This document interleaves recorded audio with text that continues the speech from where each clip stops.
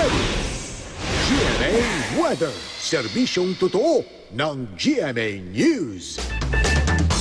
Mga kapuso, may mga pag-ulang inaasahan sa malaking bahagi ng ating bansa ngayong araw base po sa datos ng The Weather Company. Katamtaman hanggang minsanang malalakas na ulan at thunderstorms ang maaari pong maranasan sa Mindanao, lalo na po bandang hapon.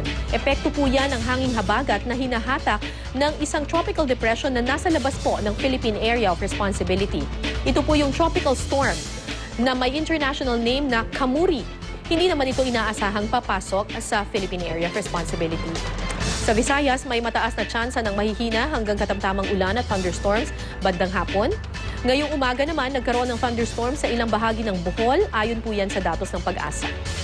Tingnan natin ang lagay ng panahon sa Luzon. Mga kapuso, mataas po ang tsansa ng mahihinang ulan at thunderstorms bandang hapon at gabi. Kabilang na po dyan ang Metro Manila. Dito po sa Metro Manila, magiging maalinsangan po bandang hapon. Yan ang latest mula sa GMA Weather. Magplano para sigurado, I am ready. Serbisyong totoo ng GMA News.